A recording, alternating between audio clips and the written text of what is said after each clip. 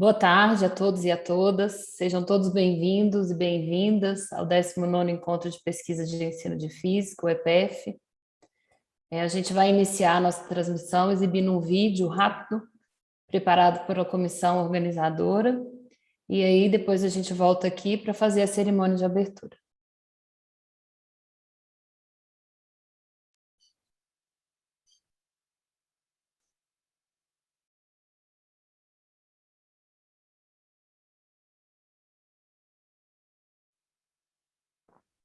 Sejam bem-vindas e bem-vindos ao 19º Encontro de Pesquisa e Ensino de Física, o EPEF, que irá ocorrer desde o dia de hoje, 15 de agosto, até o dia 19.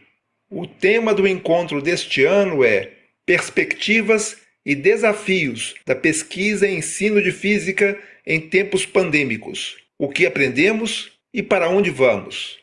Devido à pandemia, o encontro deste ano teve de ocorrer no formato virtual. Não fosse isso, ocorreria em Belo Horizonte. Nós, as organizadoras e organizadores, queremos que vocês, participantes, se sintam acolhidos, como se estivessem conosco, aqui na capital de Minas Gerais.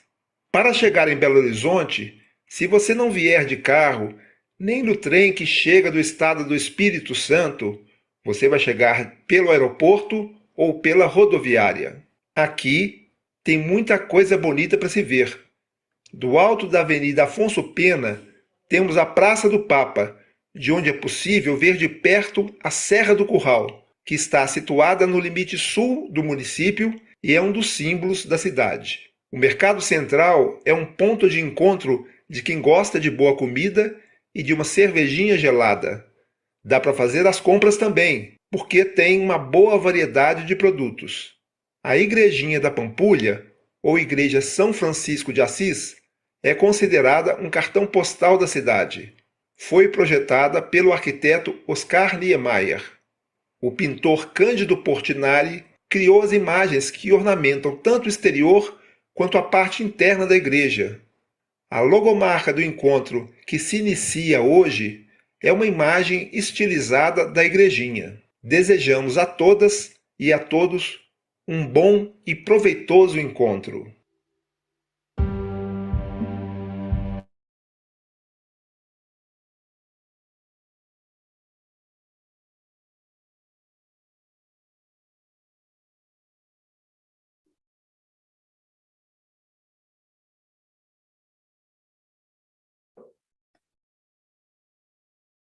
Então, agora a gente retoma, né, a cerimônia de abertura, depois desse vídeo que a comissão preparou.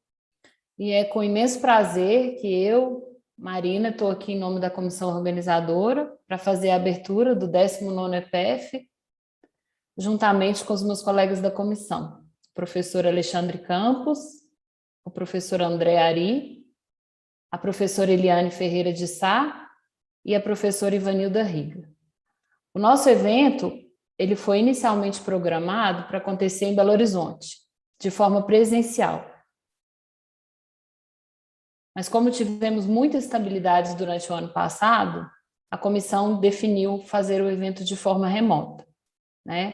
A gente teve o aparecimento de uma nova variante, um aumento do número de casos no final do ano passado, muitas dúvidas quanto ao número de doses da vacina da Covid. E aí tomamos a decisão de realizar mais um EPEF de forma remota, que é uma tristeza para todos nós, né? Porque a gente não vai ter dessa vez o nosso encontro presencial, os abraços, a nossa tão esperada festa, mas mesmo assim a gente está aqui virtualmente, né? Com uma semana maravilhosa pela frente e com inscritos de todas as partes do Brasil, porque fazer um evento remoto também traz oportunidades distintas dos eventos presenciais, né? Como a maior chance de participar gente do Brasil inteiro, um custo menor de participação e de organização também, uma possibilidade de participação de inscritos de todas as regiões do país que eventualmente não poderiam vir a Belo Horizonte, né? E também a gente pode pensar que a gente tem uma quantidade menor aí de emissão de particulados. O 19º EPEF, ele tem 585 inscritos, na proporção de 227 homens e 153 mulheres, que corresponde aí a 26% dos inscritos. A gente tem 158 trabalhos aprovados, dentre pôsteres e comunicações orais, que serão apresentados ao longo da semana, né? A gente pode ir lá verificar a programação, ela está disponível no site do evento e no login de cada um de vocês.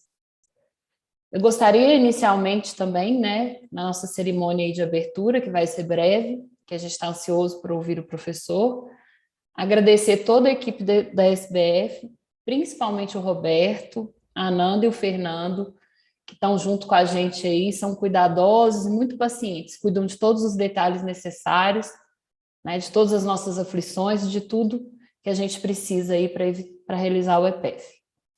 Gostaria também de agradecer aos palestrantes, os participantes das mesas redondas, os pareceristas, os apresentadores de comunicações e pôsteres, os coordenadores das sessões, as tradutoras que estão com a gente hoje, aos participantes do evento e aos meus colegas da comissão de 2020. E queria dar meu muito obrigado aos colegas da comissão de 2022 por estarem sempre juntos em todos os momentos aí da nossa organização.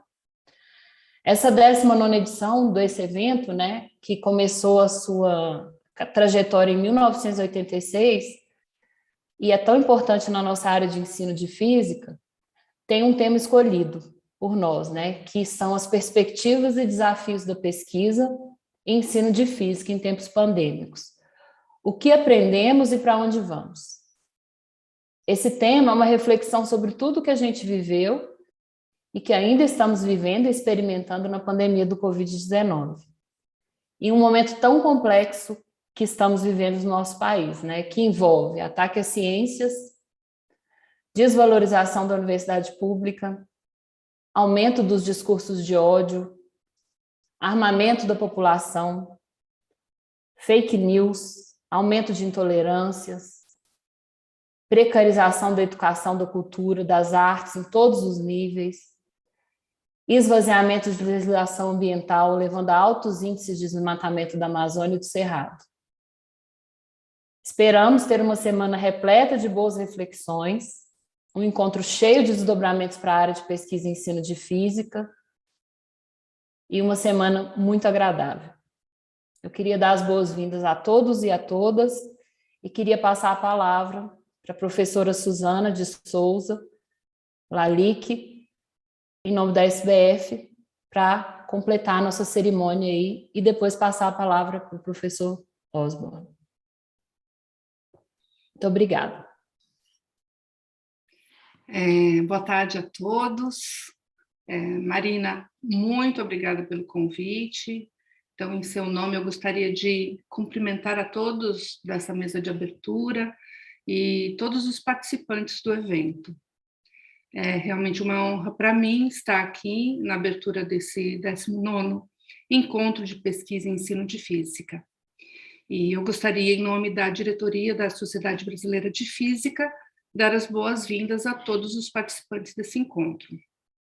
Claro que gostaria que estivéssemos todos juntos presencialmente, né? Pois é uma experiência muito marcante, principalmente para os estudantes, encontrar com outros pesquisadores e trocar experiências. É uma pena que ainda não possamos ter uma reunião presencial, principalmente pela dificuldade financeira enfrentada nesse momento. Estamos vivendo, como a Marina disse, tempos bem difíceis e contraditórios, em que a ciência se mostrou fundamental aí na solução de problemas da sociedade, e mesmo assim estamos sofrendo cortes inaceitáveis de verbas para a manutenção da ciência e educação no Brasil. Mas é justamente por causa desse momento complicado que devemos continuar a realizar eventos como esse, mesmo de modo remoto, mantendo firmes e resilientes contra o negacionismo científico. Em todos os eventos, recebemos centenas de solicitações para que a SBF dê descontos para alunos, convidados, comissão. Mas eu gostaria de fazer uma reflexão aqui. Quem é a SBF? Somos todos nós, cada um dos sócios. Nesse momento, eu estou temporariamente na diretoria. É um trabalho voluntário, como muitos colegas também realizam. E fechar as contas e não deixar entrar no vermelho é uma atividade da diretoria para que as atividades da SBF continuem a existir nos próximos anos. Mas no próximo ano, qualquer um dos colegas sócios pode estar no nosso lugar, né? A diretoria está apenas temporariamente zelando por ela, fazendo o melhor que a gente pode durante o mandato e depois a gente passa o bastão. Só que a SBF não sobrevive sem seus funcionários, sem pagar as contas de luz, internet, essa plataforma Zoom que nós estamos usando aqui. E, infelizmente, as contas não fecham se dermos descontos nos eventos a todos que solicitam. Então, é importante dizer que a SBF também só é mantida pelo que arrecada, né? Não é uma agência de fomento. E para cobrir 100% das despesas, os eventos, né, e todas as outras, precisamos arrecadar com as inscrições. E nossas taxas dos eventos são bastante baixas em comparação com eventos de outras sociedades. E também as anuidades da SBF são baixas. Então, o que são essas despesas aí dos eventos, né? Quem nunca organizou talvez não saiba, né? Aluguel, coffee break, equipamentos de áudio e vídeo, que não tem aqui, mas mesmo no virtual também tem o site, as pessoas que cuidam do site, né? E as despesas para manter nossos funcionários, que é bem alta. Esses funcionários realizam várias atividades da sociedade, bem como nos eventos, né? Sites, inscrição, né? E nossa plataforma, ela felizmente funciona muito bem. Contratar esse tipo de serviço fora tem um valor altíssimo e nem sempre funciona bem, né? Enquanto o sistema da SBF funciona perfeitamente. Por isso, muita gente nem percebe o cuidado e o esforço que é realizado pelos nossos funcionários. Infelizmente, com os cortes de financiamentos do governo para os nossos eventos, o que a gente arrecada com as inscrições aí não dá para cobrir, dá para cobrir mal aí as despesas dos eventos. Por isso, infelizmente, está cada vez mais difícil dar desconto para os participantes. Era uma coisa que eu precisava dizer a vocês. E a gente conta atualmente com cerca de 13 mil membros na SBF, que todo dia luta nesses tempos sombrios a favor aí da ciência e pela educação. E tem que lembrar que unidos nós somos mais fortes. Então eu gostaria de aproveitar esse momento para divulgar algumas coisas, falar por cima o que a SBF faz pelos seus sócios, porque também escuto muitas vezes que a pessoa só se associa à SBF por causa dos descontos nos eventos. Claro que a gente tem os descontos, inclusive, nesse aqui para os nossos sócios, né? Mas nós damos descontos também na SBQ, eventos da BFM, da SAB, da SBMAC, da SBM, inclusive internacionais, do European Physical Society, da American Physical Society, além de dar oportunidade de mobilidade para estudantes e pesquisadores mediante acordo que existe entre a SBS e a APS. Mas a SBF faz muito mais do que eventos. A gente tem como base o seguro saúde odontológico, que é uma vantagem financeira em relação ao mercado aí para os nossos sócios, desconto de 30% na assinatura da revista Scientific American, a edição brasileira, né? E também temos diversos programas de intercâmbio, realizamos várias escolas, nas quais os estudantes podem se especializar nas mais diversas áreas da física. Disponibilizamos no nosso site ali, aulas virtuais para o ensino médio e superior, completamente gratuito, e o pessoal aqui está convidado a contribuir, mandando o link das gravações para a SBF, que são analisadas e disponibilizadas de acordo com essa avaliação. E agora a gente também está com a plataforma de cursos online. Eu espero que vocês apliquem aí para também temos cursos. Esses cursos são feitos ao vivo, a gente não grava, né? É para a pessoa participar e tirar dúvidas com o professor ali durante o curso. Então, além disso, a SBF organiza o mestrado nacional profissional, que é voltado para professores do ensino médio, que é uma iniciativa nacional de grande alcance. E esse mestrado é desenvolvido em parceria com 58 instituições de ensino, nas quais cerca de 3 mil vagas são oferecidas em todo o Brasil. Também coordenamos o EUF, que é o Exame Unificado para o Ingresso nos Programas de Pós-Graduação em Física.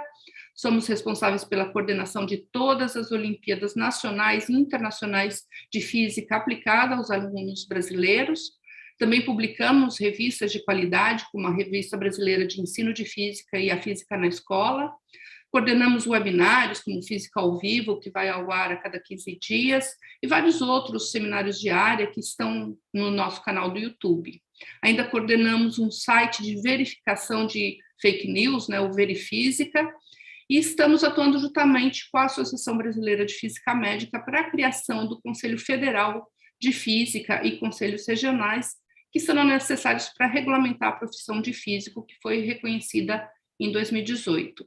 A gente organiza e outorga vários prêmios de destaque na física a membros da comunidade e, na visão da atual diretoria, é que a percepção disso é pouco visível pelos nossos sócios e não sócios, né? Então, a gente fez um esforço recente para melhorar nossa comunicação com o público nas mídias. A Ananda mesmo está aí, é responsável por publicar coisas nas nossas mídias sociais, e lançamos o nosso novo portal. Então, vocês vão acessar lá, vocês vão ver que a nossa página está diferente. Claro que todas as sugestões são bem-vindas para melhorar essa comunicação. Então, o SBF tem uma grande experiência de mais de 50 anos na realização dos eventos científicos, mas teve que se reinventar para se enquadrar nos modos do modo remoto, e isso só foi possível pelo empenho dos coordenadores dos eventos e das comissões, então tenho que só agradecer a vocês aí, e do apoio fundamental dos funcionários da SBF. Então, eu gostaria de antecipadamente agradecer o trabalho, o esforço que viabilizaram esse evento, desejando que seja um sucesso. E como eu já me estendi demais, eu desejo um ótimo evento, espero que todos possam desfrutar de excelentes webinários, discussões bastante frutíferas. Um bom trabalho.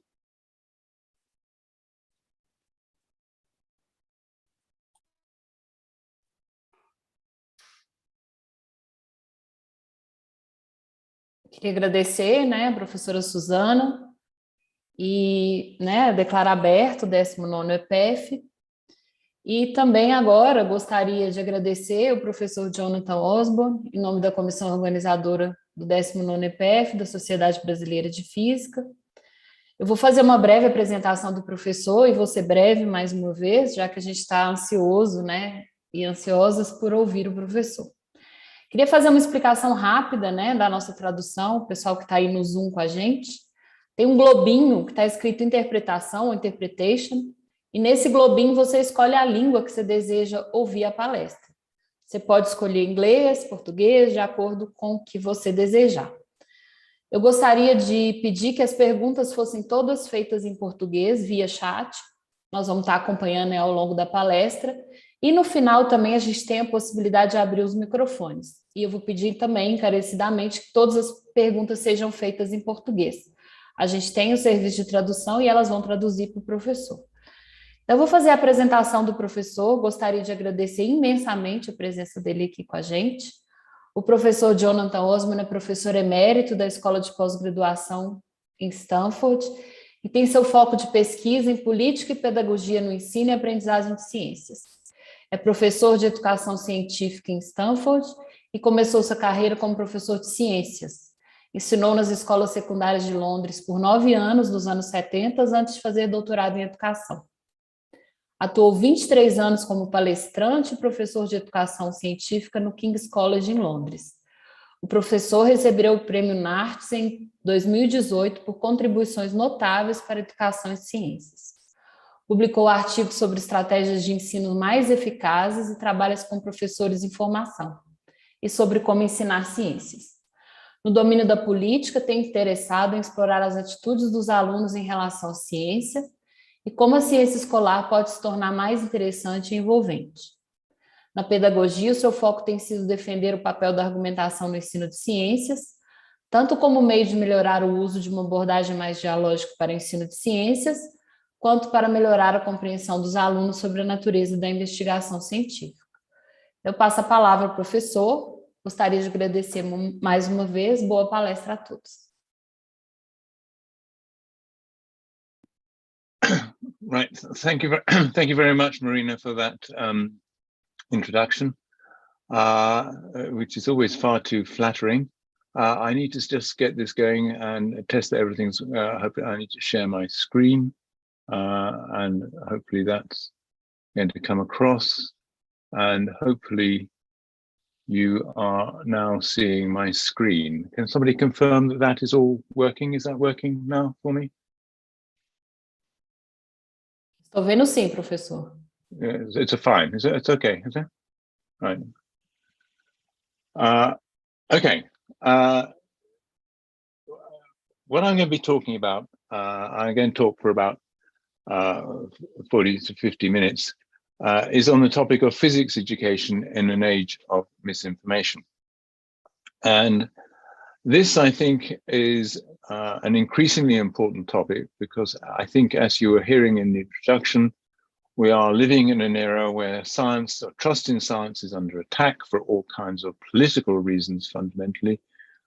People are also living in an era where of essentially Web 2.0, which has produced a maelstrom or a storm of information, misinformation.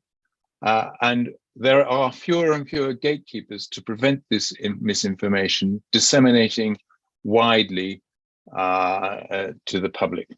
And so I think the question that I and a group of other people asked in the past 18 months is, what can education do to minimize the effects, or what can it actually do to educate people so that they are less likely to fall for some of the purveyors of misinformation, in English, what we might call snake oil salesmen, in that kind of way. Now, you might say quite reasonably that these kinds of purveyors of misinformation have always been around. What's different? And I think fundamentally what's different is the advent of Web 2.0. Web 2.0 has enabled given all of these purveyors of misinformation a much larger megaphone and a means of communicating with a much larger audience. And that poses a threat to the trust in science. And a threat to the trust in science is also, I think, fundamentally, and I will argue, a threat to the democratic societies in which we live. So that the question, obviously, in the talk that I'm going to look at is, what can education do? When we met as a group, our focus was science education. As a physics educators, you are part of this community. I would be saying the same kinds of things to chemistry educators, the same kind of things to biology educators. I don't think they're fundamentally different, but I hope the message that I have to give and what I'm going to outline is relevant to you and as well. Can I just check, is everybody hearing me okay? Is that all working fine? Okay. Estamos sim. Okay. Okay. Now, what I'm going to be talking about is very much based on this report. So if you don't want to take any notes, and if your English is capable of it, I'm afraid we don't have a Portuguese translation. We're about to have a Spanish translation. We produced this report now about 5 or 6 months ago called Science Education in an Age of Misinformation. There is the web link where you can download a copy of it. And that's fundamentally what I'm going to be talking about, which is the thinking that went into this by essentially a group of people, and I'll tell you who they are in a moment. You know, why is this necessary? I think you can hardly really, from what I limited knowledge of Brazilian society, you can see that many of the claims of science are contested. Lee McIntyre wrote a book called Post-Truth, arguing that we are living in a post-truth society, typified by some of the spokesmen for Donald Trump, who argued that, well, there are alternative facts. And I think in the case of science, in fact, there are not necessarily alternative facts. And so we have to actually think about, how do we get people to understand that what science and physics produces is reliable knowledge. There is another book which I recommend, highly worth reading, by Tom Nichols, called The Death of Expertise, which is that basically what he's arguing, that the internet deludes lots of people into thinking that they don't need experts or expertise, that the information that they need is readily available, and that they have the capability to evaluate this information, which I'm afraid is not true. And the truth is that we are all epistemically dependent. Just as in some senses you are dependent on the expertise of the motor mechanic to fix your car, you are dependent on the expertise of the plumber to fix your plumbing, you are dependent on the expertise of the scientists to inform you about our understanding of the material world. The difficulty and the challenge, I think, is how do you evaluate the expertise of the scientist or the physicist that you happen to be talking to? And this is really just a kind of cartoon which in some senses typifies the concern that I think underlies much of the work that we have doing. It's the four horsemen of the apocalypse, and obviously there's war, famine, pestilence, death, and now we have the arrival of the fifth, misinformation. And I think it's not an understatement to say that this is a serious threat to the way democratic societies operate and exist, because they are on the whole reliant on expertise, they're reliant on people who are knowledgeable, who are informed, and to make public policy. And if the information is challenged or undermined in that kind of way, people will take actions which are ill-informed, and that is not healthy for the society in which we are in. So who were the people that came together to do this? This was initiated by Bruce Alberts, who was a former editor of Science, and Janet Coffey, who's the program director for the Gordon and Betty Moore Foundation. They are the people who basically founded the Intel Foundation. And then a mix of people who are essentially either science educators, people like Douglas Orchin, Sarit Barzané, and myself, scientists, people like Saul Perlmutter, who is a Nobel Prize winner, who is developing a course on sense and sensibility in science, Carl Bergstrom, who's written a book called Calling Bullshit, and then other people working at what you might call the interface between science educators and teacher trainers, people like Kathy Perkins, who is director of the PhET Interactive Simulations, which you may know of, and Rena Dorf, who works as director of Lawrence Hall of Science. And then one or two people, there was a man from Finland who has been developing materials that are now widely used in Finland, and also Anastasia Kozreva, who is a psychologist and written on this topic. So it's basically an academic group, and people have said, well, it might have benefited from having more practitioners, but I think in coming together, we wanted to draw on the expertise of these diverse people, particularly Sam Weinberg, the last of these, who had been thinking about them and what they knew. And you can see these are some of the citations of the people who come together. Dietmar Hotek and Douglas Orchin had written about how we might reconceptualize the nature of science in an age of social media. Clark Chin had written, and Sarit Barzané had written about education for a post-truth world. And Anastasia Kozreva had written on citizens versus the internet, confronting digital channels with cognitive tools. And all of these, I think, make important contributions to thinking about the nature of the challenge. And what we were trying to do is to say, well, what is it that education can do to meet this particular challenge? And what is it, well, where is it failing at the moment? And I think the basic premise that we have to start from, and I think what I suspect everybody here subscribes to, is this notion that true knowledge is a collective good. It may sound simplistic to make that kind of statement, but essentially we have to remind ourselves that there's a value in truth, that this knowledge has been hard won. If you just think about the knowledge that has gone into our current and contemporary understanding, physics understanding of the material world, this has been an enormous intellectual effort. It is reliable, trustworthy knowledge, and that knowledge can inform action. And it's undermined by people who challenge it, who have no legitimate right to challenge it, and they do it in quite clever ways, as I will point to later on. And you can see this is the nature of the contemporary challenge. I'm sure you could add to this long list of things that people believe. A lot of it's disseminated on Twitter, and unfortunately, Twitter enables it to be retweeted around the globe very easily. And as somebody once said, falsehoods can be halfway around the world before the truth has even got its boots on.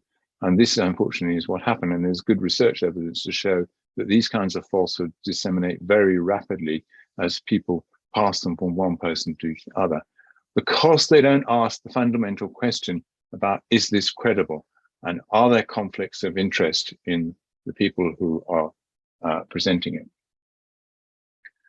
So, okay, this is the nature of the challenge we are dealing with. It's been written about by these people, Jennifer Kavanagh and Michael Rich, in a book called Truth Decay, Initial Exploration of the Diminishing Role of Facts and Analysis in American Public Life. But I'm sure in the kind of political context that you are in Brazil, and I heard in the introduction, you have similar kind of situation there. And even in Europe, these kinds of things are a challenge in the current context. And that's the context in which we are trying to do something about it. Now, there's no doubt that the internet, in some senses, is a wonderful thing. It is a source or trove of useful information. We all use it on a daily basis to look up information. And that's an important distinction I would like to make between information and knowledge, which are not the same thing. Okay, information only becomes knowledge when you can fit it into a coherent conceptual framework, which you need to make sense of it and to make a judgment about its importance. But nevertheless, okay, it is there, it is valuable, we all use it basically as sources of information, which we may or may not translate into knowledge. I mean, all of those who've tried to self-diagnose our current illnesses and come across some of the difficulties of making sense of information know what that's about. If you can't make sense of it, it essentially fundamentally remains information. However, okay, and this is the however, there are lots of people out there spreading misinformation. Some of this is, these are examples here are scientific. Earth is flat. There is still a large number of people who would like to advocate for that. There is a thing called the Flat Earth Society in that sense. And these are some of the things that have permeated the globe, particularly the ones about COVID in the past 2 decades. And I think brought to the front the challenge to science in that kind of way. And there are a number of kinds of gambits that people use in order to justify these kinds of challenges in that sense. I mean, for instance, a common one is what's called the Galileo Gambit. And this is the argument that, well, yes, this person may be putting forward an idea which is against the scientific consensus, but so was Galileo. Okay, and this may be another Galileo in that kind of way. Well, I think you have to remind people that to some extent is the exception that proves the rule. And that actually Galileo was not arguing against a scientific consensus at the time. He was arguing against a religious consensus which had no scientific basis in that kind of way. So this is the kind of challenge that you're dealing with. And then you get the rise of misinformation, what I call malinformation, information which is spread deliberately because it's designed to undermine truth. And then disinformation, which is a little bit more subtle, but essentially attending the same kind of thing. This is a tweet from somebody. There is no consensus among scientists about global warming, Al Gore lies, which is fundamentally wrong. Okay. There is a very clear established consensus about global warming and climate change among scientists, but this kind of thing is retweeted and it is a threat to science in that kind of way. Okay, that's the kind of what we're dealing with. So that then takes us on to when we came together as a group, over about a period of 6 months, regular meetings with presentations from the members of the group. We were attempting really, I think, to answer 4 questions in that kind of way. First one question is, why do students need the ability to evaluate expertise and information? After all, okay, people think that these people have grown up in what you might call, or swimming in digital media. Surely they have acquired the expertise which the older generation doesn't have. This is just the older generation worrying about something which is not really a problem. And if that's so, then what's the evidence that young people do struggle to evaluate information successfully? Is there any evidence to justify the concern? And then the question of why is it an urgent priority for scientists, or in this case, physicists and science educators, to develop students' competency to evaluate information? I think my basic fundamental argument coming from this is a responsibility for anybody who in some sense is a communicator or teacher of science, because this is the one time in formal education when it's possible to put forward why we believe what we do believe. And that really takes us on to the fourth question, which is what can be done by scientists and science educators to develop the competency to evaluate scientific information and expertise. So it's those four questions that I'm hoping to run through in what I have to say today. Okay, why is this competence needed? First question. Well, the internet is a novel information environment. It may not seem novel to you now. You feel like it's been around for a long period of time. But in its current form and the way in which it has been used, it's only been around in that sense for 10 years. And people are still developing how to use it and finding the ways to use it in whatever way they can make sense of it. So that is the context in which we're working. Also, you've got to remember, and I can't speak for Brazilian curricula, most of them, in the case of the US, for instance, the latest version of curricula, I was on the panel that helped to write the framework for K-12 science education. This is in 2011. We wrote that framework essentially for a different era, when there was not the same level of concern about trust in science.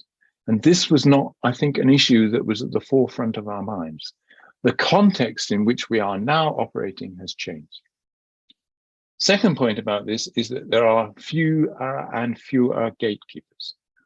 There was a time when people got a lot of their scientific information from the media. The media had science correspondents, or they had people who filtered out the information and presented it well. Some of these people still exist, but much of the information that people are getting is not filtered. And the question then is, what kinds of routines, heuristics do you need to ensure that you are not caught by misinformation? Then, there is the clear evidence that students are poor at evaluating sources. And this is really recent evidence, mainly done by a colleague of mine, Sam Weinberg, or some of the other people I'm citing here, where they've given students tests and asked them to do evaluations of it. And this is, for instance, one piece that comes out of this work by Sam Weinberg. And here, as he said, as researchers have shown, such claims persist. This is that they're good at doing it, despite a 2019 national survey of 3,446 high school students that revealed major deficiencies in evaluating the credibility of online sources. 52% said that a Facebook video claiming to show ballot stuffing during the 2016 Democratic primary elections, a video that came from Russia, a fact easily established by searching for 2016 voter fraud video, constituted strong evidence of US voter fraud. Yet 9 of 10 students were unable to come up with a cogent rationale for rejecting the video. And there's more research evidence like this. And so I think the first thing is that if you think that students have these capabilities and competencies, it is not true. They are as easily deluded as the rest of us, and in some cases, more easily deluded in that kind of way. For instance, as Weinberg and people point out, they think that the .org is an indicator of a reputable website. And this is a fundamental flaw, because basically all kinds of people can have a .org. This is one of them, for instance. 9111truth.org, which promotes the idea that what happened on 9/11 was basically a conspiracy, and presents a highly skeptical view on this. And I think the thing to note about this is it exploits one of the common techniques of people who wish to promote misinformation, which is appeals to the notion that you are intellectually capable of evaluating the evidence themselves. So underneath the heading 9111truth.org, it's got this little thing, think for yourself, explore the facts. It doesn't mention, of course, that the facts have been cherry-picked and you're being presented with an extremely partial view of what's going on. And I think that really takes me to the other major theme in terms of why this is needed, which is that we are epistemically dependent. We are all reliant on expertise. We are living in a complex society and we become more and more reliant on expertise. Science education for the past 100 years has operated, I think, on what I like to term the Deweyan delusion, that it is capable to educate a person in formal physics education, chemistry education, biology education, with sufficient knowledge to be intellectually independent. That is a myth. It is not capable to do that. You only have to think about some of the contemporary science issues and to the extent to which scientific knowledge that you would have acquired in formal education would enable you to do that, and you see that this is not possible. So this puts everybody in the position not of judging whether the evidence and the arguments are correct, because it's too complex to do that. It puts everybody in the position of judging, should I believe this person who claims to know and claims that they are a scientific expert? And that is a fundamentally different question. And answering that question requires different routines and different body of knowledge that we do not currently provide. That, I think, is the point that I'm making here. Okay, these people use reputation as the base of epistemic trust. And so the question is, how do we determine the reputation, whether this person has legitimate expertise? And the question we've really got to face, in some senses, is most of us, including physicists, because physicists are really very little more competent when it comes to making judgments about evolutionary biology, as evolutionary biologists are equally inadequate in making any judgments about physics. Most of us are outsiders. And if we are outsiders to scientific expertise, what is the knowledge that will enable us to make informed judgments? Because that's what we have to do. We have to ask ourselves how we educate people to become competent outsiders. Well, some of this, the answer to some of this comes from some of the work, again, done by my colleague Sam Weinberg. You can find some of it in some of these reports. This is an extremely lengthy report, Educating for Civic Reasoning and Discourse. And if you want to go through a lot of this, it's about 450 pages, that will give you, I think, a very academic treatise on it. I think better approaches to this in terms of helping us to think about it come from some of the work that we drew on from this group of people, the work by Carl Borgstrom and Jevin West on calling bullshit. Okay, the work by Sam Weinberg on civic online reasoning, and the work by Kiri Kivanen and his collaborators from FactBar in Finland, fact-checking for educators and future voters. And they give you clear indications of what needs to be done to address this. Because what we have is this situation where we are epistemically dependent, where we are not using scientific knowledge to make judgments, but we're making judgments about reputation. And the notion that somehow or other, in fact, people can do it for themselves is, as I've argued, a problem and issue.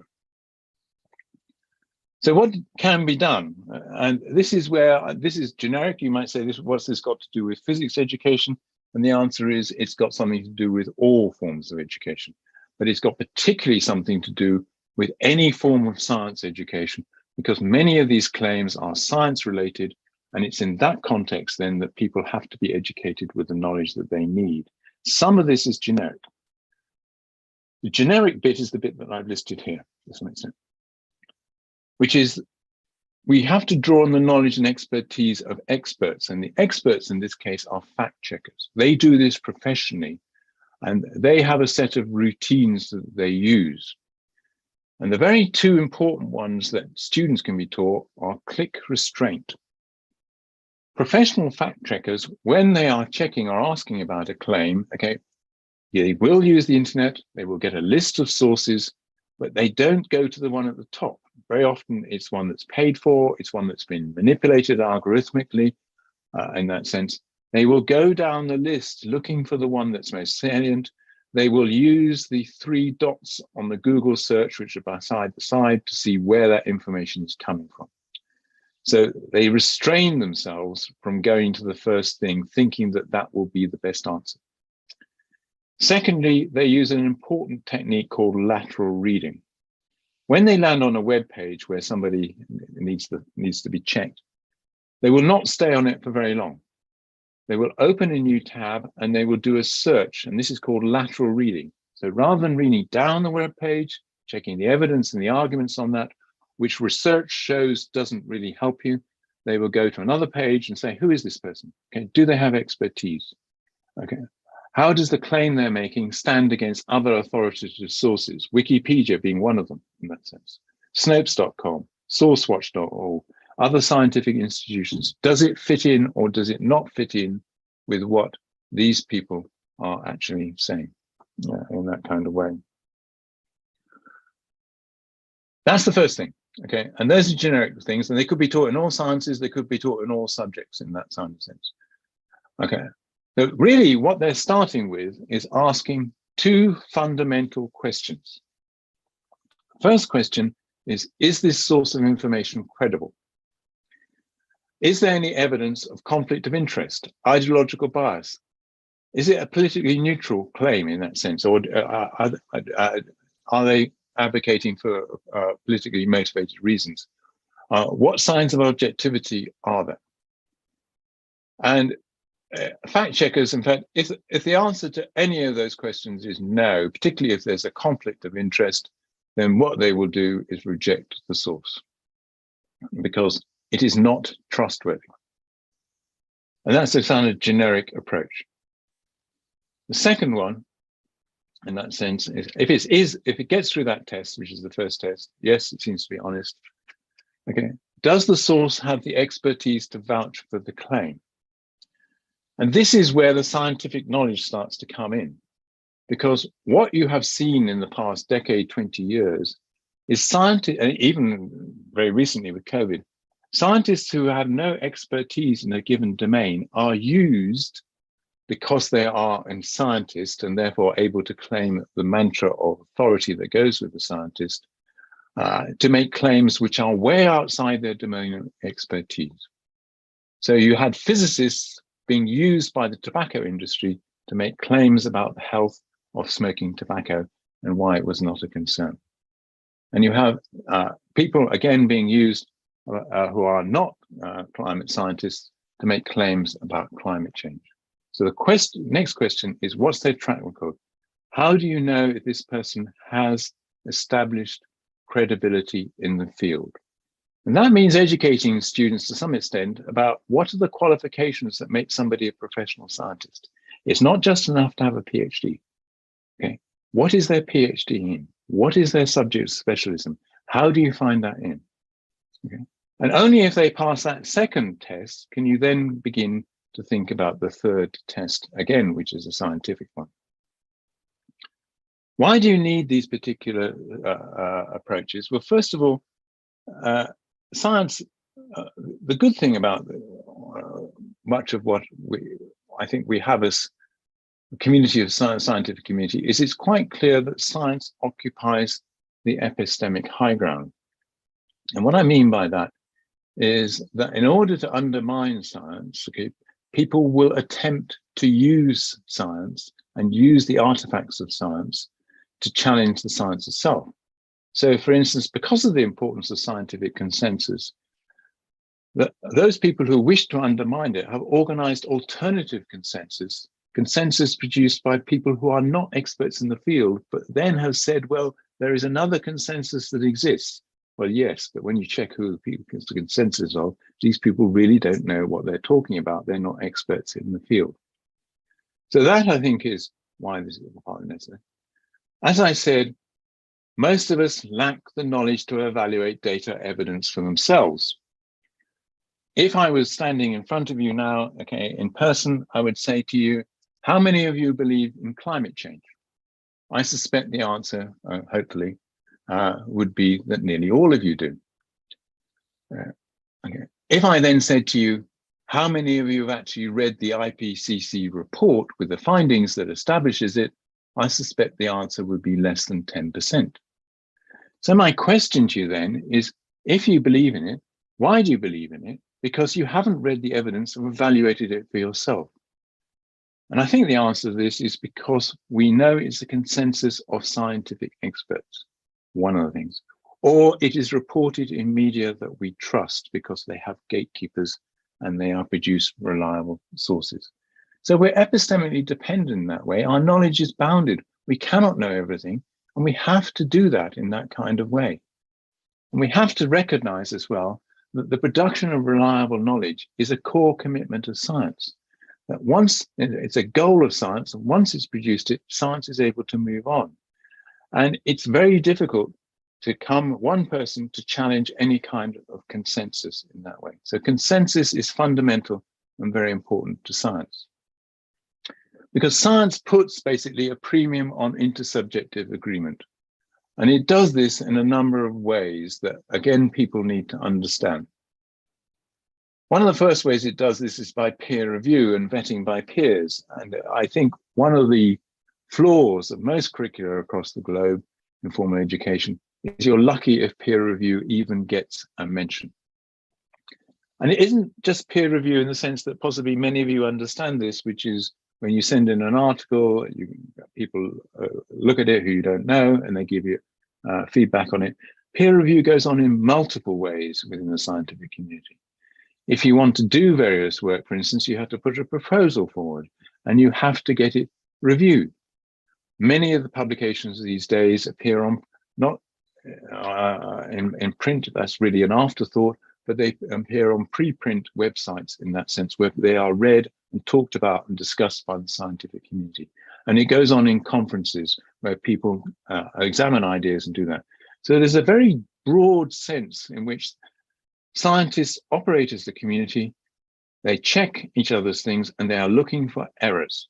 And what survives that process is what's the reliable knowledge. And in order to do that, in fact, you have to have scientific expertise. So the students need some understanding of what it is that makes for a scientific expert. There are other things that are needed as well. And we talk about these in the report in that kind of way. There is some understanding of uncertainty. One of the problems with most curricula, including physics curricula, is that they deal in well-established, consensually agreed scientific knowledge. The impression you get as a student is that there is so much certainty about this, it is not up for question or discussion. So it's very difficult for members of the public, having had that kind of education, to see scientists disagreeing or for there to be uncertainty. But I think what we need to think about as a community of educators is how you can introduce uncertainty into a context and see that it's a natural feature of all investigations of the material world, and it's something that has to be dealt with. I mean, my favorite example myself is if you can hand out a sheet of paper and you can ask students to measure the length and the breadth of that piece of paper, and then ask them what their measurements are, you will see that there is a range of measurements. And if there is a range of measurements, the question then becomes, which one is the best answer, or how can we get the best answer? Then the issue of cause and correlation as well. And this is something that it basically is often absent from most curricula. It's not something that appears in physics very often, but it's something that really needs to be explored, because the fact that two things correlate in that way doesn't mean that they are necessarily causal. And we have failed, I think, to explore that, because people often use correlational arguments to attribute cause when that is not so. And much more fundamentally, and this is, I think, a challenge which we can only begin to unpick and think about, which is the psychological literature of the last 10, 15 years has exposed really the extent to which we all suffer from flaws in our reasoning. We live in our own bubbles. we are more prepared to listen to things that confirm our views than challenge our views, and yet actually our views are strengthened if they are challenged. And knowing that, I think, is something that is important fundamentally to this. So this then takes me back to this, what can be done, the third one. And this is an important heuristic, I think, from our chart is in that kind of way, which is the first test is the source of information credible? The second test is, does the source have the expertise to vouch for the claim? And the third test is there a consensus among the relevant scientific experts? And it's only a consensus amongst the relevant scientific experts is right. Now, okay, our chart would say, well, yes, accept the consensus. And you might say, isn't that a bit dogmatic? Yes and no, I think is the answer to that, which is that if anybody's challenging the scientific consensus, they have to be able to do it in a very convincing way. It's not immutable, but most times, okay, you can imagine if you had somebody challenging the existence of Newton's first, second, or third law, would you take them seriously? They'd have to have a very good argument, and that argument would probably be way and beyond the level of understanding that many people who have a formal education in physics to the end of high school could understand. So challenging the consensus is, I think, extremely questionable in that sense. But there are a lot of things for which there doesn't exist consensus, and then you're forced into saying, well, what's the nature of the uncertainty? What's the disagreement? What seem to be the arguments on one side? What are the arguments on the other side? But the important thing is to recognize that there is uncertainty, and that anybody who's claiming certainty has no legitimate position to actually do that. So that one of the other things I think we talk about in the report, and this is a much more broader thing, is the aspiration that I think good education should have to generate intellectual humility. And this is a recognition of the limits to our own knowledge, and a recognition in some senses that there is a distinction between knowledge and information. What you get from as I said at the beginning, what you get from the internet is information. If you want knowledge, it's important to know how an entity or concept is related to others, what its significance is, how it came to be, and why that knowledge can be trusted. And what we're missing at the moment, I think, in our education is any discussion of the social practices of science. And it's the social practices of science that enable the knowledge to be trusted. Knowing what photosynthesis is, for instance, is of little value by itself. Being able to explain its significance, understand why it's such a crucial and important reaction, and how it's sustained is. And somehow it fits into the scheme of things that support life is the kind of understanding that is acquired through extended study. So making sense of information requires these conceptual frameworks. And it seems to me the goal of physics is to provide the important conceptual frameworks about energy and about waves and about motion that enable people to fit in some of these bits of information and make sense of them. Even then, okay, it's very likely that in certain contexts, it would be difficult to do that. So for instance, one of the questions I often say to people is, if you think the current physics education, so biology education, or chemistry education is so good, then turn to the person who's just finished it and say, can you tell me, okay, what are the two most important ideas that you carry with you from your physics education? I would be willing to wager that many young people would flounder at that point. And that, I think, is worrying, because that says to me that they have not been introduced to an important theoretical framework that helps them to make sense of these pieces of information. Okay, so what are the policy implications? And I think then I'll sort of round up and let people ask me questions. And we do see sets of clear policy implications in this. First of all, science education, be it physics, chemistry, or biology education, needs to provide an understanding of the social practices of science. And the social practices of science means that it needs to introduce people to the importance of consensus, It needs to introduce people to an understanding of how we make judgments about expertise in science, and it needs to introduce them to the importance of peer review. And you might ask how that's done, and I'll talk about that particularly in a moment. Because it's not going to be done by lecturing at students. That's not a good way to do it. Secondly, digital media and information literacy. There's ideas about lateral reading, click restraint. That has to be a core feature of every discipline. It's something that students have to acquire through routine practice. And the good news about this is that it only takes a small intervention of about 6 to 10 lessons to make significant improvements. One of my PhD students has been testing out these ideas with students and found that they significantly improve their ability to do this after that kind of short information. Now, clearly, and we argue this, okay, it's something that the next iteration of standards should attend to. But the trouble is the next iteration of standards, I don't know what it's like in Brazil, okay, from that point of view, but it only happens about every 20 years, and we don't think you can afford to wait.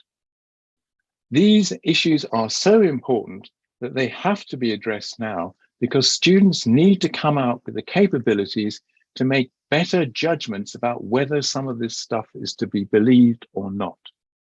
If you don't do that, this misinformation continues to undermine the societies in which we live. So these are one of the things that we think are tremendously important. So in this document, we have recommendations. First of all, standards and curricula need to be revised and revisited as soon as possible in that kind of way. Clearly, new curriculum materials are needed because much of this lies beyond what science teachers or physics teachers themselves they know. Many teachers of physics, if it's anything like the US and the UK, have never been practicing scientists themselves. They don't understand the social practices of science, and yet we would possibly be asking them to teach about these. And therefore, that I think means importantly that there are curriculum materials. Inevitably, that means the inevitable call for a program of professional development, where we don't think it has to be much. We think, in some senses, from the teachers that we've talked to, that you are pushing at an open door because they are concerned about this. They want to do something about this. And then fundamentally, again, there have to be new assessments, and the new assessments have to be asking students to evaluate information. They have to be saying, what checks would you make if you read this on a website to see if it was true or not? And if what you're looking for is testing not whether students can reproduce the right answer, you're looking for whether students can identify that the answer is flawed. And setting that up, I think, is tremendously important. So that's basically the substance of the report. What I just will briefly mention as well is that in the report, you can find our 4 offerings, if you might say, of how this might be done. So for instance, this, is a web page produced by climatescience.org, where we stand on the global issue. And in some senses, it looks relatively innocuous. And what the research evidence shows is that when confronted by that kind of page, most students will tend to read down and evaluate the arguments, which is exactly what the people on that web page want you to do, because the evidence has been picked in order to lead to the conclusion that this is not something that you need to worry about to the extent that we do. And it's appealing to the epistemic authority of science with questions like, do plants like more CO2, open the ocean acidification to database, and then data again. And the exercises we have ask students to apply some of the heuristics that we have used to use lateral reading. And as soon as you use lateral reading, you find out that this website is funded by an organization which is funded by the oil industry. So there is quite clearly a conflict of interest. And that raises all kinds of warnings in that kind of way. So we have within that report instances of how we think that could be enacted. I think the question for the physics education community is, what are the things that are disturbing you that people are believing about physics in the current context that need addressing, and how might they be addressed? But I think as a community, This is a challenge that we have to rise to. And I hope that I've given you something to think about, but I'm very happy to answer all of the questions that you now have. Thank you very much for listening to me.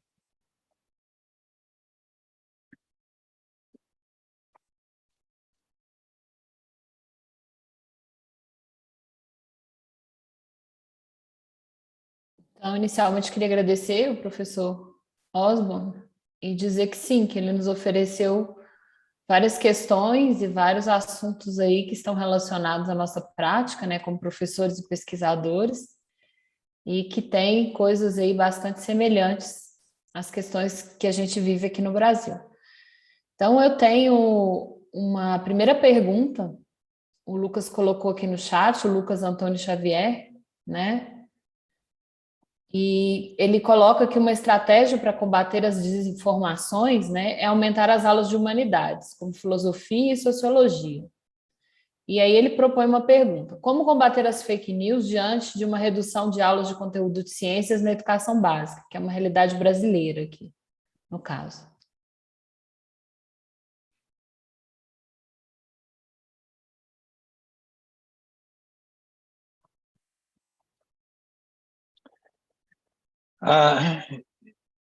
Yes, that's a very reasonable question, and I think you have to take a step back. I think in some senses. I mean, nobody. But please don't have the impression that I'm arguing for what you may say no physics education or very limited physics education. I am arguing for a different emphases in that kind of way. I don't think the humanities, philosophy, sociology are up to doing this particular job. They can educate people in generic issues of digital media literacy, but in order to make the judgments about expertise, and that's the context in which we are in now, we have to make judgments about scientific expertise. And to make those judgments about scientific expertise, we need knowledge and understanding of the ways in which reliable, trustworthy knowledge is produced in science. And I don't think any of our science education is doing that at the moment. And that's one of the things. Second thing I think is, I don't know where you're coming from exactly, but you can't address this by just packing more information into the curriculum. I mean, more content knowledge. There are a variety of reasons why you can't do that. Okay, first of all, the evidence is that that's what we're doing at the moment. There's always a demand for putting something more into the curriculum. And in some senses, you might look at me and say, aren't you doing that? You're asking us to do this as well as all the other things we're doing. I think in the answer in the report is, no, actually, I'm asking you to drop some things. In some senses, to do less content. I'm also, this is another talk, asking you to do that content in a slightly different way. I think my kind of fundamental long-standing curriculum of all science curricula is that they present to students what you might call the bricks of knowledge, but really what they need is the edifice and the theoretical frameworks. And they're premised on the basis of if you get to the end, you'll understand the whole. Well, unfortunately, most people don't get to the end. They don't have the whole. So adding more content knowledge is not going to do that. It's also not going to do it because the research evidence is that people forget it very rapidly. And therefore, what you have to give them is a set of useful heuristics and knowledge that they can use repetitively. And the knowledge that they can use repetitively, I think, is encapsulated in some of what I've been talking about. It's these routines of checking credibility, checking whether consensus, checking whether it's been peer reviewed, and understanding the importance of peer review and consensus in that kind of way. If you use knowledge repetitively, then you will remember it, and it will be something that is valuable. So I think really what I'm saying is I'm not against content knowledge. I do think it needs to be rethought. I think what we are doing at the moment does not work for the vast majority of students. and therefore it requires a significant rethink. But at the very least, okay, what you have to put into our science curriculum are some of the things, exercises that I'm talking about. And it's best taught through these kinds of exercises where students are asked to evaluate the credibility of things, because that's using the knowledge. And if you use knowledge and you use it repetitively, then you remember it. I hope that answers your question.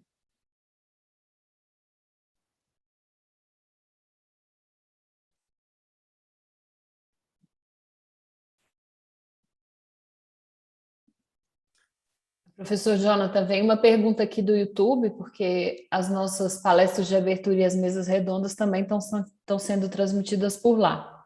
É uma pergunta da professora Marta Barroso, que ela pede para você comentar um pouco ou fornecer referências sobre o trabalho de intervenção mencionado rapidamente de seu aluno de doutorado, sobre What Can Be Done, parece que é o nome do projeto. Yeah.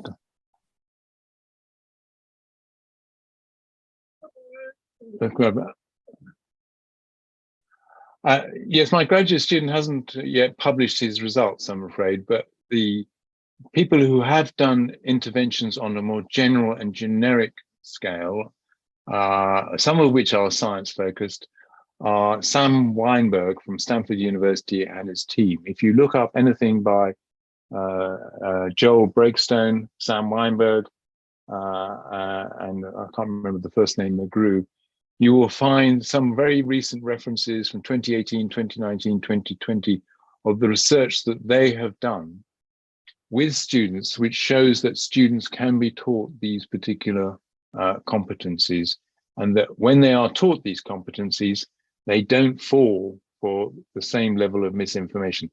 I mean, please don't get me wrong. This is not the only thing. This is not the, the solution to this, the total solution to this.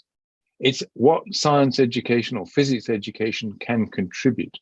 It's a much more complex problem than is amenable to a simple solution in that kind of way. I mean, you have the fundamental problem, I don't know whether this is true of Brazil, but it's definitely true of the States, that people exist in communities where belief in certain ideas is almost a tenet of faith.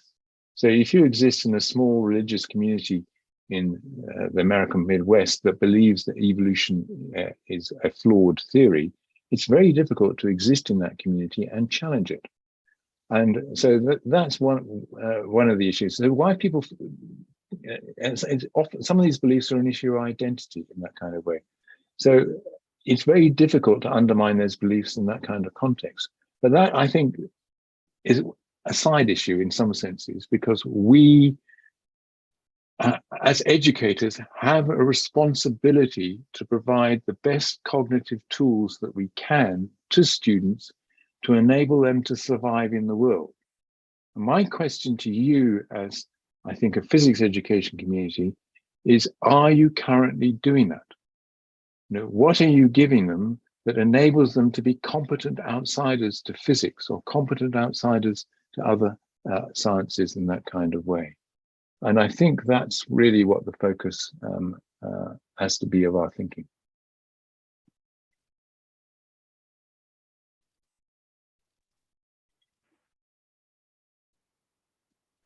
Agora eu vou fazer duas perguntas em bloco, né? A gente tem mais algumas perguntas aqui no chat. A Ana Paula Carvalho agradece pela fala do professor, fala que foi incrível, e ela gostaria de saber o relato de alguma atividade feita na universidade do professor que pode nos inspirar a promover o ensino de física que fomente a criticidade frente ao conhecimento.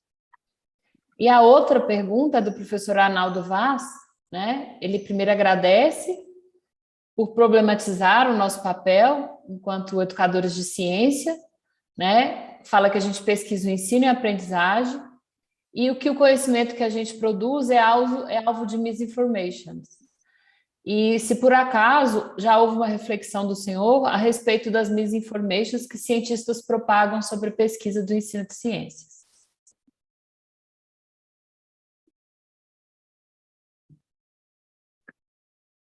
Yeah, I'm not sure. I hope I'm going to answer your question, or I hope I've understood your question. much of the research work on the effects of misinformation and why it gets disseminated is in many of the citations that you will find that back up our report. In particular, I would recommend the article. It's a long article by Anastasia Kozreva from the Human Development Institute in Berlin, Max Planck Institute. And she's a psychologist and she works with other people who work in this area. So she has a lot of good information about what it is. When if your question is about undergrad, what I'm doing and the way in which I'm trying to take this forward in that kind of way, then obviously we released the report recently. I engaging in talks about this. I'm talking to Spanish people next month, and we are writing articles. We have an article that we hope on this topic that will get published in Science. We keep our fingers crossed about that. The editor is interested in that kind of way.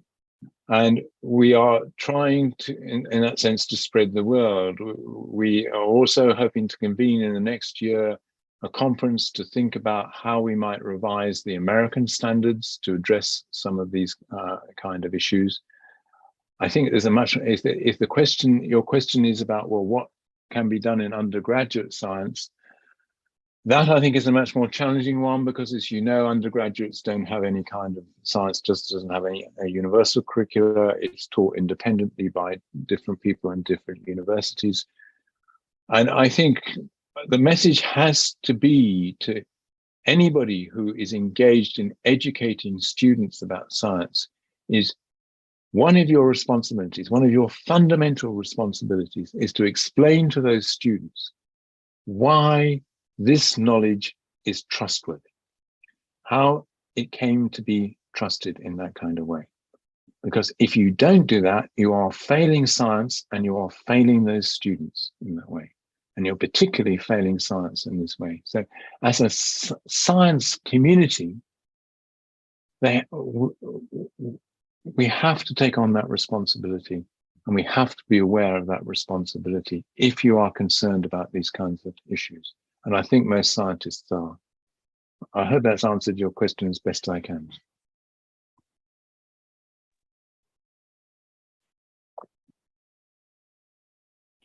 Aí temos uma outra questão aqui da professora Lúcia Helena Saceron. Primeiro, ela agradece ao professor Osborne pela importante fala e pelo importante relatório organizado. Ela diz que em sua fala o senhor propõe que na era das Misinformations, as práticas sociais das ciências são temas das ciências a serem trabalhados em sala de aula. E qual o papel dos conceitos nesse contexto? Em outras palavras, gostaria de ouvi-lo sobre as relações entre conceitos e práticas já previstas ou prescritas no NGSS.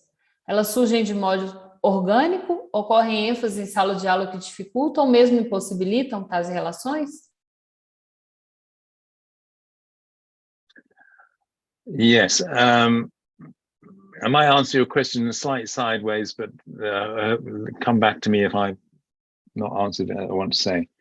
For those of you who know the American curriculum document, Next Generation Science Standards, it has three what it calls intertwining strands. Okay, one is disciplinary practices. The second one is a set of scientific practices, which includes things like an understanding of developing models, arguing from evidence. And you might say there's an eighth practice called communicating and obtaining and evaluating information. Surely that addresses what you are talking about, and I'll come back to that in a moment. And then there's a third dimension to this, which is called cross-cutting concepts. I think the whole thing is remarkably ambitious. That would be the first point I'd say about that. As for the cross-cutting concepts, I've got a big criticism of those in the sense that I don't think they have any historical or philosophical foundation. But much more fundamentally, my concern about Next Generation Science Standards and the way it's written, and I have to own up that I was on the framework committee that led to its generation, but we didn't understand this or think about this at the time, is it basically presents an internal view of science. It says to students, look, if you understand that what scientists engage in is asking questions, that they develop models, that they argue from evidence, that they obtain and communicate and evaluate information, that these are the kinds of things they do, that these will build the understanding and capability to evaluate information. And the answer, I'm afraid to say, is it does not, because it's a valuable perspective, and it's much better in some senses than the previous set of standards, which had this rather nebulous idea that science should be taught through inquiry. And what inquiry meant to you is indifferent from what inquiry meant to the next person and what it meant to me. So that was not, it's given us a language for what kinds of things we are trying to present when we engage students in inquiry. But it's still fundamentally an internal view of science, and that language would not help you as a competent outsider. Even the eighth practice, obtaining and evaluating and communicating information, you think might be good, but it doesn't explain at all what kinds of knowledge is needed in order to do that on a regular basis. And it makes no mention of the social practices of science. So I think the issue about content is it's overvalued in that sense. And you have to ask yourself, what are the bits of content that, as a result of a physics education, you would want somebody to understand and know? And my answer to that is not the detail, but I want people to understand, for instance, what an intellectual achievement, for instance, Newton's laws of motions represent. What an intellectual achievement it is to understand how we can transfer energy and information through waves and so on. And that, I think, is a much broader thing rather than the detail. But the fundamental flaw of most science education is it's still thinking people, it can make people sort of, give them enough to make them semi-competent insiders, and that's not possible.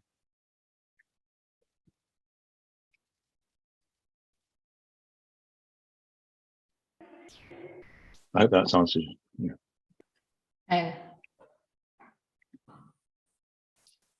Professor Osborne, agora eu vou passar uma pergunta do professor Juliano Camilo. Primeiro, ele agradece imensamente pela apresentação e por nos proporcionar elementos tão importantes para a reflexão. Ele fica pensando que temos, como na área de pesquisa e ensino de ciências, uma centralidade na questão epistemológica. Buscamos sempre renovar nossa compreensão e nosso ensino sobre a dimensão epistemológica. No entanto, o que vemos é uma crise generalizada de como nós produzimos e nos reproduzimos como sociedade. Há, por assim dizer, uma crise política, uma crise em como vivemos em sociedade, uma crise civilizatória que não será resolvida por dentro da educação e ciências. Somente o que vemos na nossa área é sintomático. E aí ele propõe uma reflexão, não exatamente uma pergunta, mas um comentário para a gente pensar junto, e a gente queria ouvir o senhor. Como podemos juntar esforços com outros projetos mais amplos?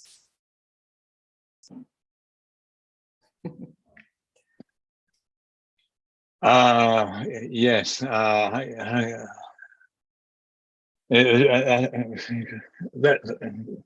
not been asked that question before, and I think the first question I have to ask is, what kind of broader projects are you thinking about in that kind of way? And I think that,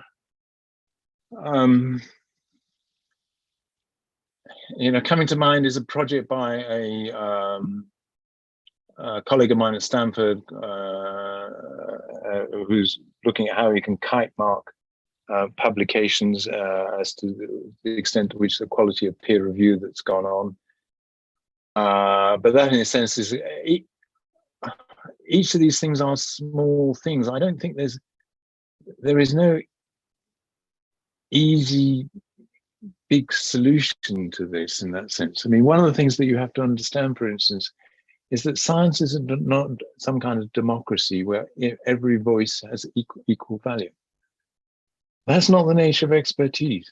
The nature of expertise is the expert, or the experts, have a much stronger voice in the discussion. So the first kind of question you have to ask, in some sense, is to say, who's this person talking? What expertise do they have when it comes to science? And I think that's the kind of question that has to go on in science communication. So if we're talking about joining projects, there's a lot of work being done on science communication, but I'm not sure to what extent they have put this to the fore. There is also, as you know, an awful lot of work that goes on in informal science education, but none of these kinds of issues do I see addressed or thought about very much in that kind of informal science education. So it's,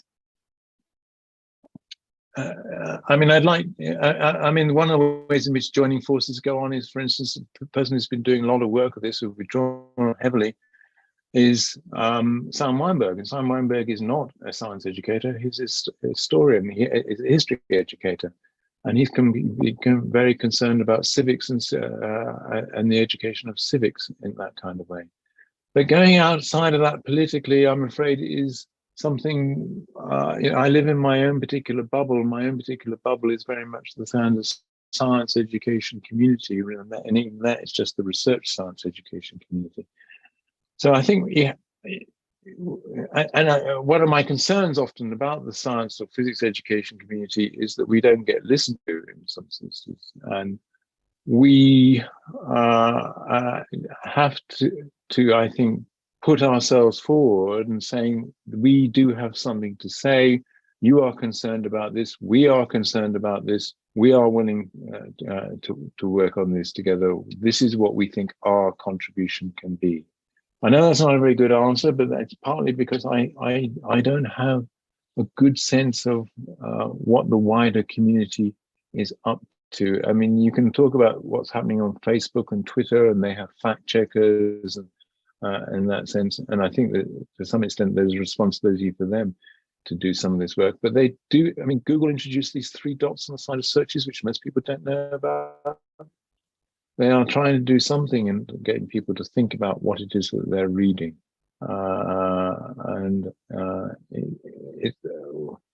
We're in a, I think one of the ways of conceptualizing it is this, the internet has appeared more or less overnight. 10 years is not a long time in that sense, in terms of what we're doing. We're in a process of desperately fighting back and trying to take control of it in a way that it's used for good. And at the moment, okay, that's a struggle. And anything we can do, I think, is important. And then that's not a terribly good answer, but that's about the best answer I can give you.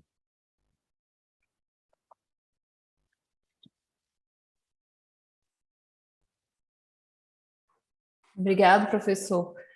Temos um comentário aqui do YouTube, né? O professor Bruno Francisco está agradecendo a organização e a EPEF por compartilhar a palestra no YouTube, né? Para permitir para quem não está inscrito no evento também ter assistido.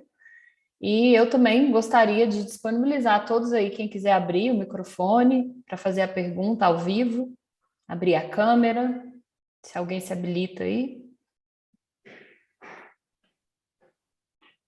Eu gostaria de dirigir uma pergunta minha, né, ao professor Osborne, que a gente já comentou aí a questão do currículo, né, que a gente deve escolher alguns pontos, priorizar algumas coisas. Eu queria que ele comentasse, ele já falou, já deu algumas soluções, né, saber orientar o aluno como fazer as escolhas corretas aí, do que confiar, de como escolher a questão da ciência, e queria dirigir um pouco a questão aos professores, né. A nossa formação não foi essa, a nossa formação foi disciplinar, foi conteudista, foi totalmente diferente disso. Passamos pela pandemia, acho que aprendemos pouco do que deveríamos ter aprendido em relação aos conceitos científicos, à sala de aula, e saímos muito aflitos disso, né? Então, gostaria que ele comentasse um pouco que quais essas mudanças aí, como confortar esses professores em formação e trazer esses benefícios aí de uma forma mais leve e não tão aflitiva a gente.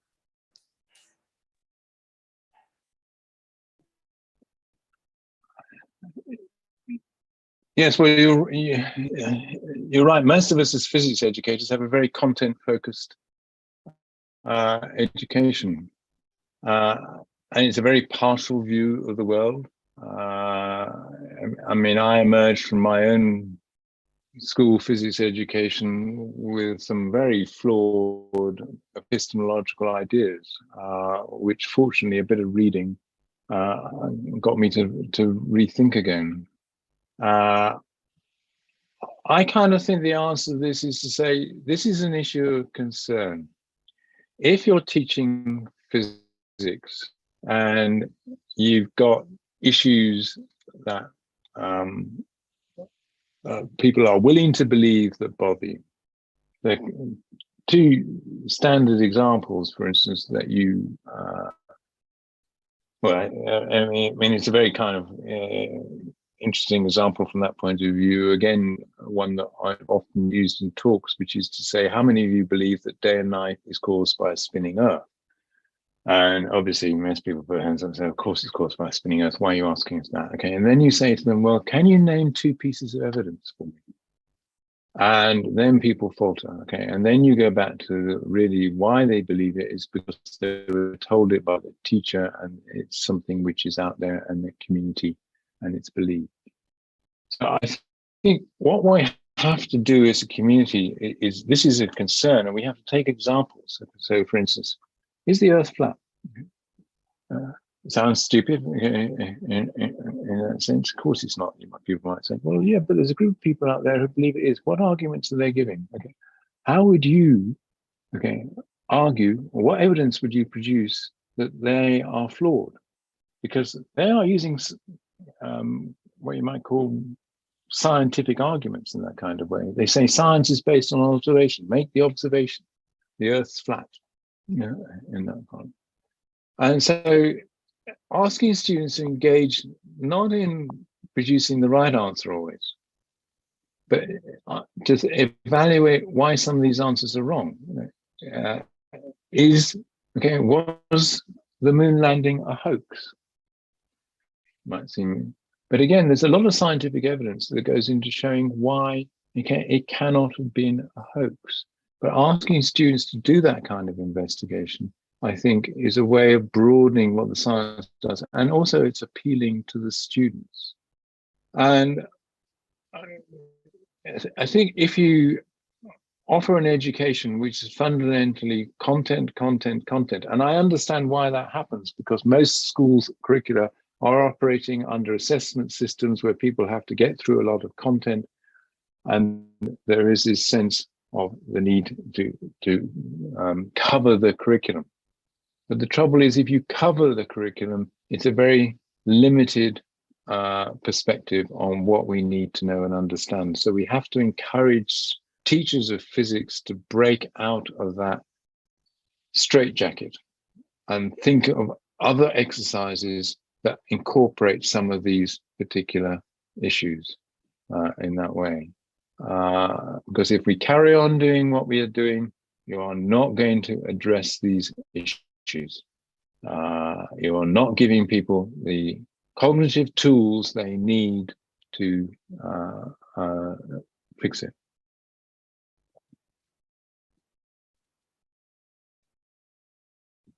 I hope that's giving you a bit of an answer. Sim. Respondeu sim, professor. A gente tem mais uma pergunta aqui, da professora Lucelena Saceron. É conhecido que grupos sociais em que vivem e convivem as pessoas são bolhas que regulam não apenas o acesso à informação, mas especialmente nossa compreensão sobre ela. Como considerar isso no ensino de física, de ciências, né? E ela diz que parece que a desconsideração é improdutiva, já que pode levar os estudantes apenas doing lessons, mas não se engajarem em questão de discussão em sala de aula.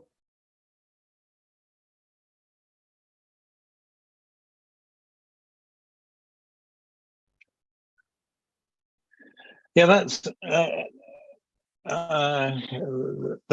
a challenge, and I think there's a challenge to which we don't have very good answers. You clearly, if you've got groups of students who live in social bubbles, part of it's an identity issue. They are reluctant to give up those kinds of views because it would mean changing their views of themselves and who they are in that kind of way. And I think the simplest thing is trying to argue them they're wrong is going to get you nowhere. People don't like to do that. I think in some senses what you have to do, and the psychological literature suggests this, is that you don't argue with them, but you ask them questions and say, well, okay, you believe climate change is a hoax or it's not important. So you have to say, okay, well, what's your evidence for that? And then you also ask them questions about the evidence. Who is this person that's making this claim? Okay, are they an expert climatologist? To which the answers will be, well, I don't know who the answer person is, but there won't be an expert climatologist. Well, they don't seem to be an expert, so why is it you believe them?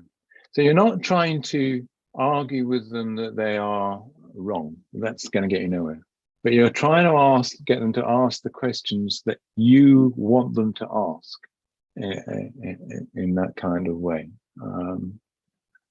And that, I think, takes you further. You won't nobody changes their mind instantly. But if you get them to reflect on why they believe what they believe and begin to ask questions, you have a chance of changing their mind. And it's that kind of approach which I think is essential with people who live in bubbles. I mean, this is an approach that I use with people who unfortunately believe in Brexit as being a good idea. And at the moment, it's quite interesting to see them struggle as they try and give you any piece of evidence for why it is a good idea. But you don't tell them that they're wrong, I think is the answer. I hope that as much as I can say, really, for people in bubbles, we know it's a challenge. But don't try and tell them they're wrong.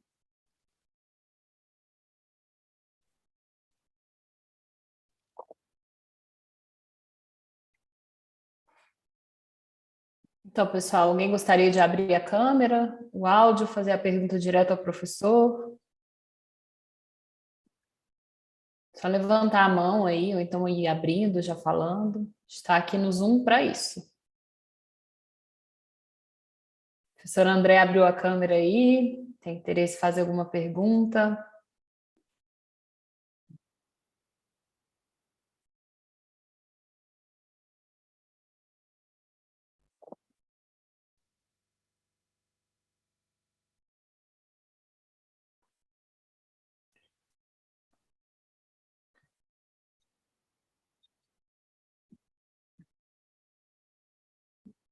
Lúcia, seu áudio está desligado, isso. Tá, Obrigada. eu abri agora. Bom, estou de máscara porque estou na universidade e aqui ainda é obrigatório. Que bom que assim o seja, obrigatório utilizar a máscara nesse espaço. Eu só abri a câmera para agradecer mais uma vez ao professor Osborne pelas respostas trazidas. E voltando à questão que eu havia mencionado sobre as bolhas dos grupos sociais, faço essa pergunta porque no Brasil nós estamos convivendo de maneira muito enfática com situações como essa, especialmente nesse momento de início de campanha eleitoral para a sucessão presidencial, e boa parte das desinformações que aqui acontecem estão atreladas a grupos sociais e que, por vezes, têm relação com questões religiosas. Isso também nos aflige na sala de aula de ciências, porque muitos dos temas que nós levamos para a sala de aula têm uma forte relação com temáticas que são explicadas ou avaliadas de outra maneira pelas matrizes religiosas. Então, isso tem nos preocupado, em grande medida, como sociedade, né? E nós temos vivido de maneira muito forte os desdobramentos destes grupos no nosso dia a dia. Nós não temos também, obviamente, uma resposta sobre como isso pode ser tratado em sala de aula, mas temos sentido a urgência de que essas questões surjam nos debates com os nossos estudantes. Então, agradeço ao senhor por nos expor aqui estas dificuldades e nos mostrar que não são apenas nossas, na nossa realidade. Muito obrigada, professor.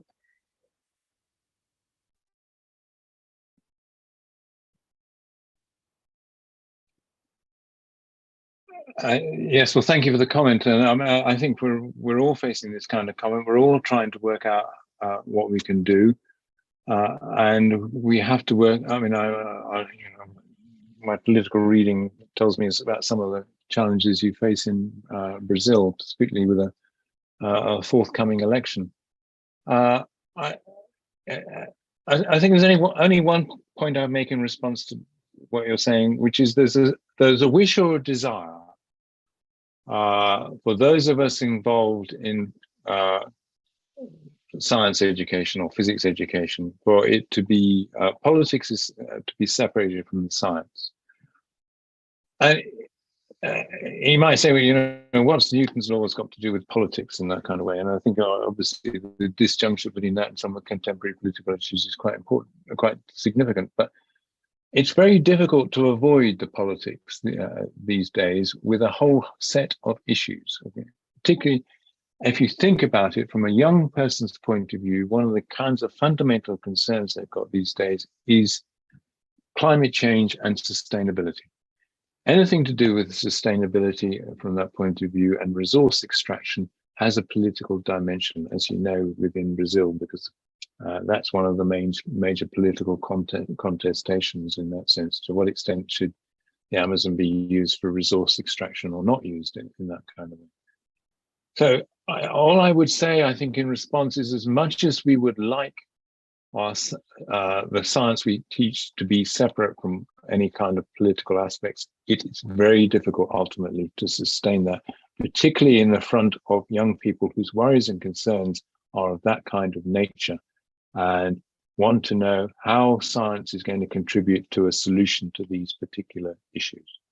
I mean, the Royal Society of Chemistry in the UK is now building its chemistry curriculum totally around the issue of resources and how we can sustain provide the resources that we need to sustain life, to which chemistry makes obviously a tremendously important contribution. But as soon as you do that, then there is a political aspect. I hope that's of some help.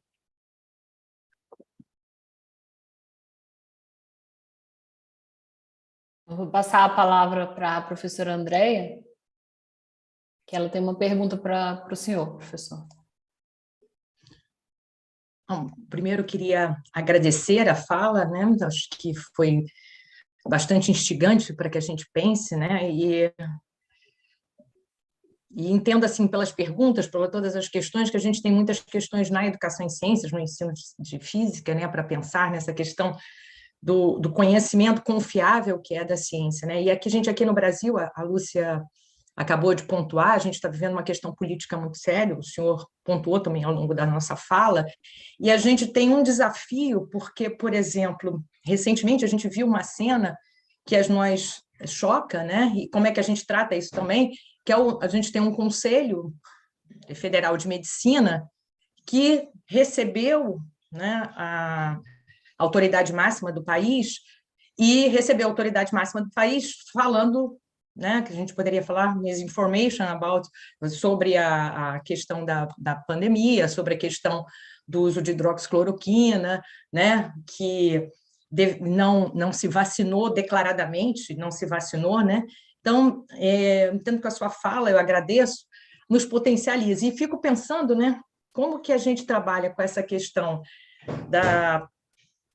desse conhecimento confiável, né, na questão dos expertise, das pessoas, né, que eu entendo que isso é muito poderoso, num contexto como esse que a gente está vivendo no Brasil, que tem até essa contradição em relação à autoridade máxima da medicina, de alguma forma não contrapor de forma tão enfática essas questões. Bom, obrigada mais uma vez pela fala, foi muito instigante, eu acho que vai permitir que a gente fique durante a semana pensando sobre essa questão.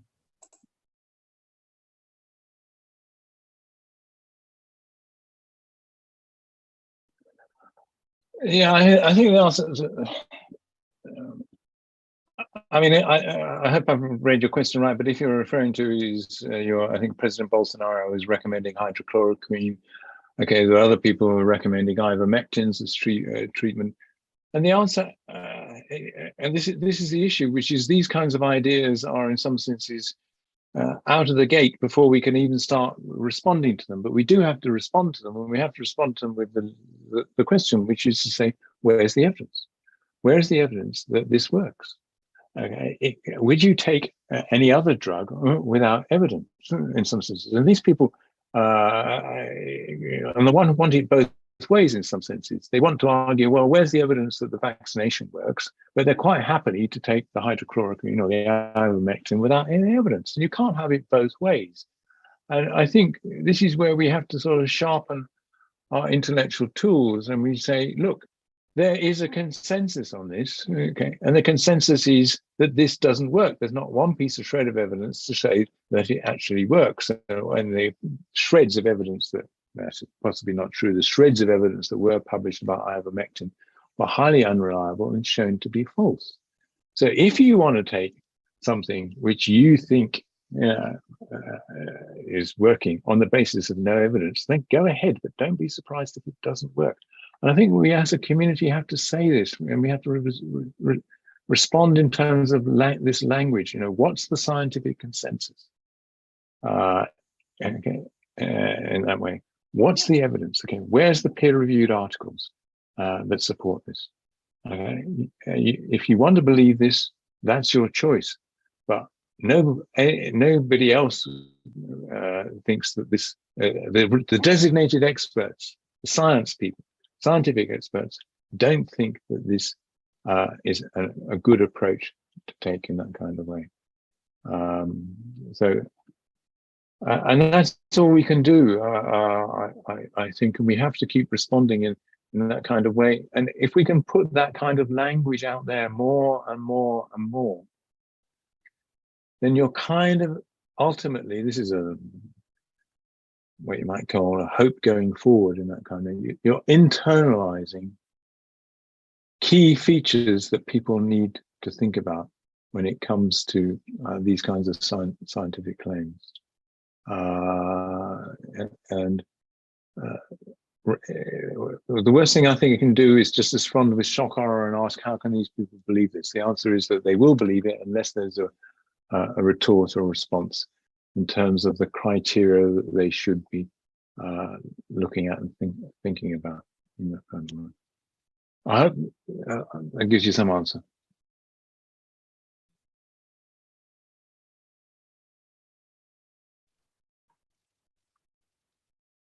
Professora, a gente está encaminhando já para o encerramento.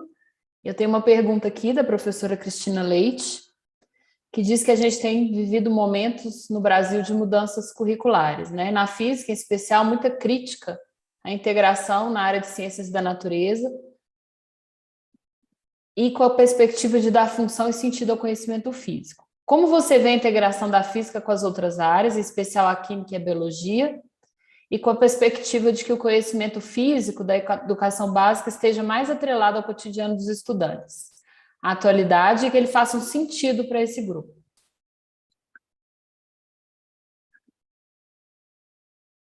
Yeah, no, that's a very reasonable question.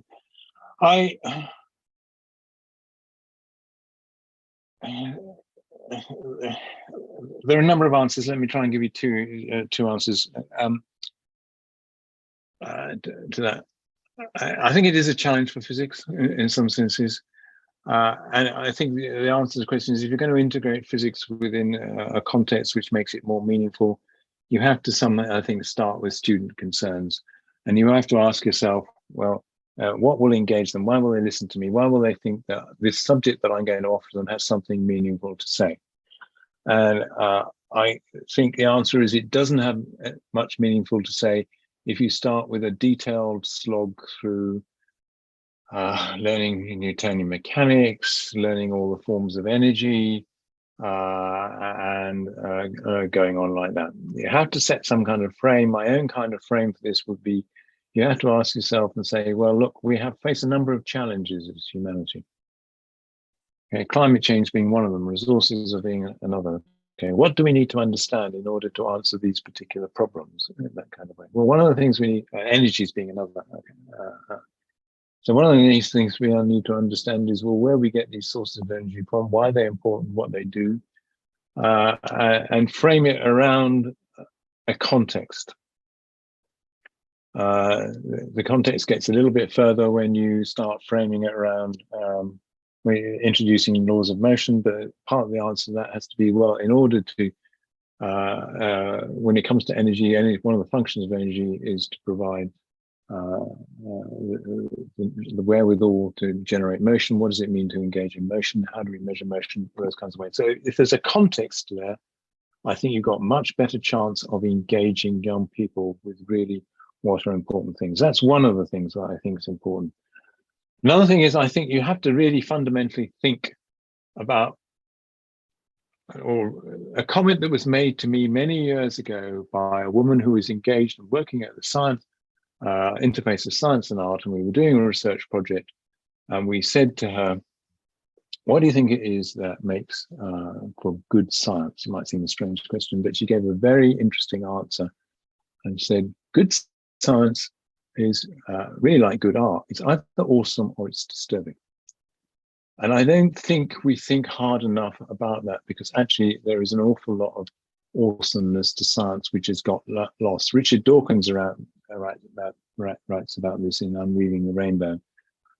I mean, to give you an example, for instance, most of us have had a physics education, like myself. I've been through many long lectures about mechanical advantage and pulley systems and all that.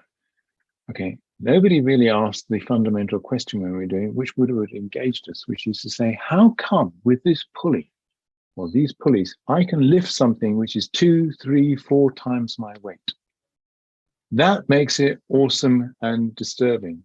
And that, I think, is, you've got to ask yourself all the time, okay, what's the awesome or disturbing thing about this piece of knowledge? What's the awesome or disturbing thing about Newton's first law?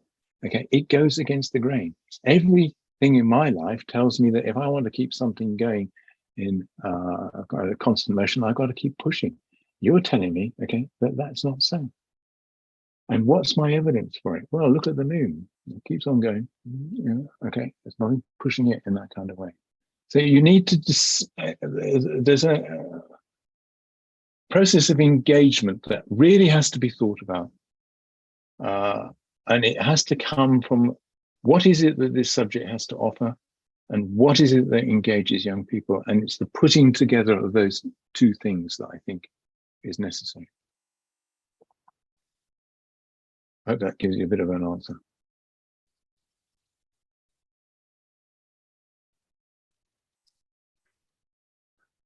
Então, professor Jonhatan, eu gostaria de agradecer mais uma vez, falar que contribuição maravilhosa.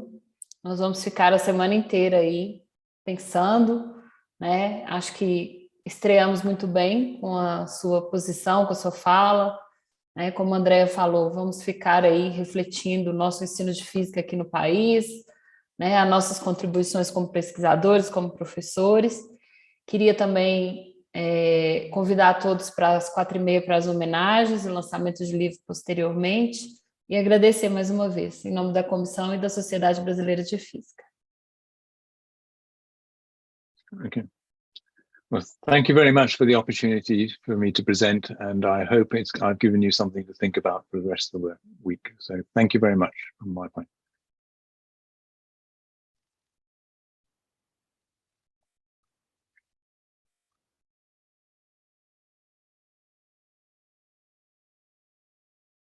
Então, pessoal, eu encerro por aqui a nossa transmissão e aguardo todos às 4h30 nas homenagens e posteriormente no lançamento de livros.